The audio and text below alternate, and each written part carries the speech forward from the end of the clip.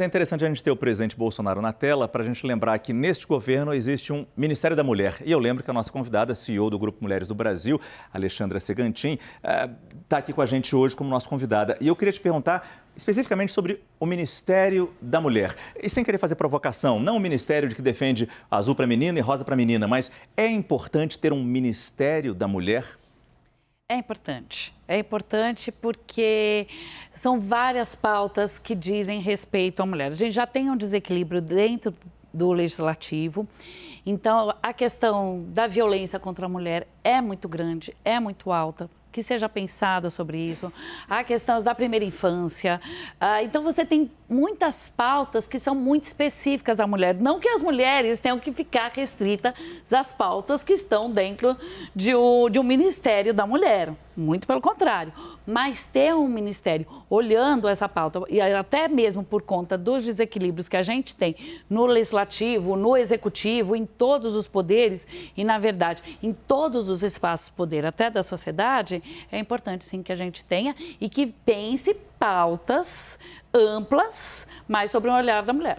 Logo no começo da entrevista, eu perguntei para ela sobre a fala do ex-presidente Lula no debate da Band, o primeiro debate presidencial, quando ele foi questionado sobre se comprometeria com a equidade, 50% de mulheres no ministério. Ele não se comprometeu. Então, só para ser justo aqui, o presidente Jair Bolsonaro também tem problemas nesse tipo de decisão. A gente lembra que ele vetou, por exemplo, a lei dos absorventes, que é uma pauta importantíssima, especialmente mirando as milhões de mulheres de baixa renda que a gente tem que não conseguem bancar o absorvente feminino.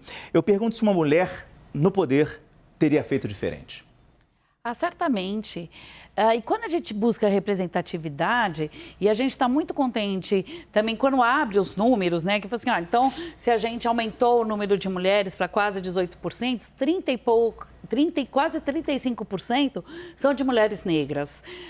4 são indígenas, tem 2 LGBT, porque são pautas muito características, porque um homem, por melhor intencionado que esteja, e até nós mulheres, na hora que você não traz isso para a luz, você não está pensando dentro de níveis de realidades diferentes. Então, não vou colocar nem na conta de homens que não pensaram antes a questão do absorvente, porque nós mulheres de uma outra classe social, você vai, você compra, não é, Raquel? Você vai, você compra e ok. E aí, depois, o dia que começa a falar essa pauta, e ainda comentar, você fala assim, nossa, mas é caro, é realmente muito caro se uma mãe da periferia tem que comprar para ela, para a filha, para outra filha, e assim, ou vai comprar aquilo, vai comprar comida, mas sem, você não vai na escola.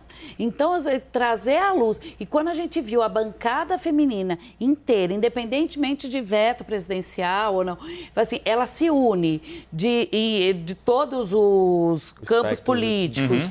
Você vai e você banca para realmente passar essa legislação. É sobre isso que a gente está falando, é sobre isso que a gente precisa de diversidade. Isso realmente acontece? Naturalmente a mulher se une, independente da cor política, cor partidária? A gente acompanha a bancada feminina já há bastante tempo. No Grupo Mulheres do Brasil, a gente fez já diversas viagens e mantém uma proximidade muito boa, muito grande para várias pautas. E como a gente acredita mesmo nos próprios legislativos estaduais, se não tem formal essa bancada, como foi criada também agora no Senado, até pela Simone Tebet, a gente acompanhou isso muito de perto, mas funciona. Funciona de verdade. É um jeito diferente de fazer política.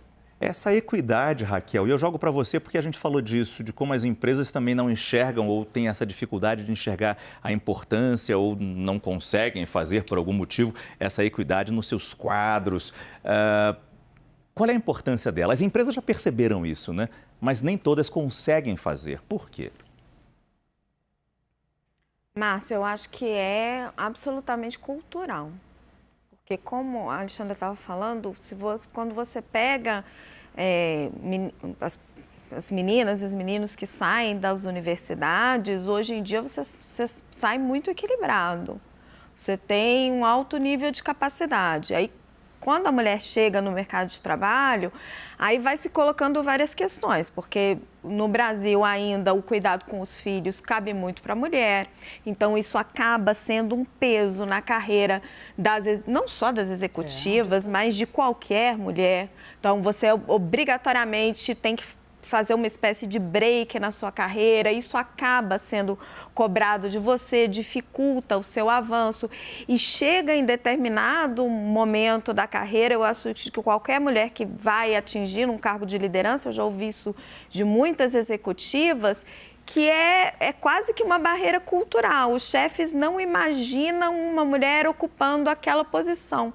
E às vezes escolhem um homem e quando a mulher vai questionar, ela ouve um... Nossa, eu nem tinha pensado nisso. Aí você pensa, nossa, pior ainda, né? Pior ainda. Então, eu acho que eu acho que já foi uma barreira lá atrás de preparo. Hoje em dia, ela não é. Não é uma barreira de preparo, não é uma barreira... tem a área do homem e a área de mulher. Não é uma barreira de competência, ela já foi, ela não é mais. Em algumas carreiras, talvez, você tenha mais homens que mulheres, mas isso está mudando rapidamente.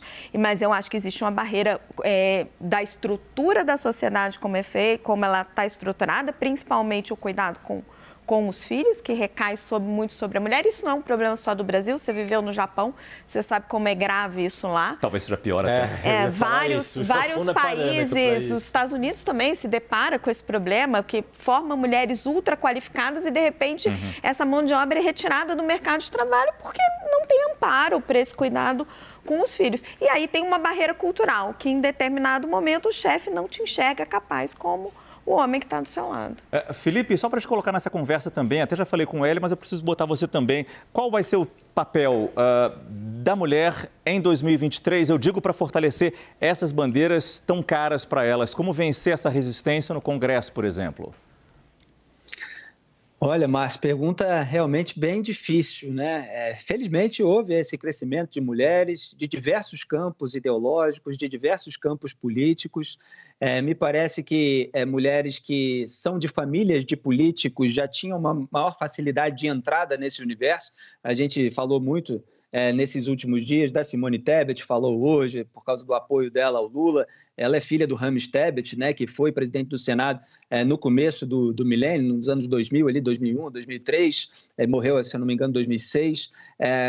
Miguel Arraes era o avô da Marília Arraes, que está aí disputando a eleição nesse momento. Você tem várias outras, até a Clarissa Garotinho, aqui do Rio de Janeiro, filha do Antony Garotinho.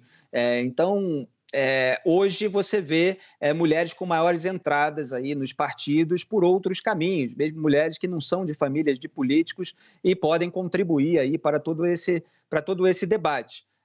A gente vê uma disputa pelo eleitorado feminino, né? A gente tem falado mais disso, e, lamentavelmente, é sempre com aquele apelo em cima da hora, né? Outro dia, o Jair Bolsonaro estava dando discurso sobre descontos que a Caixa Econômica Federal está oferecendo.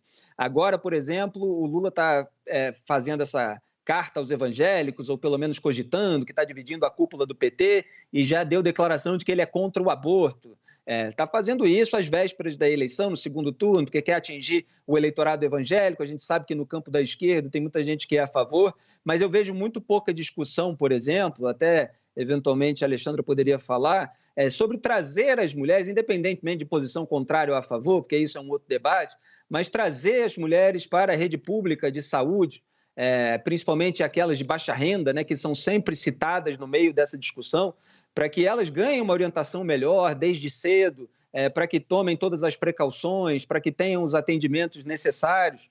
Então, muitas vezes também há debates que são tratados de uma maneira rasteira e poderiam trazer aí novos elementos e as mulheres certamente podem contribuir com isso também. Obrigado, Felipe. Nesse mesmo dia que a gente está discutindo tanto aqui o papel da mulher e a importância dessa representatividade e que houve um crescimento, sim, houve um crescimento. 91 mulheres foram eleitas para a Câmara Federal. Isso é importante. Tomara que elas deem certo, tomara que elas consigam fincar suas bandeiras ali para o bem de todos nós.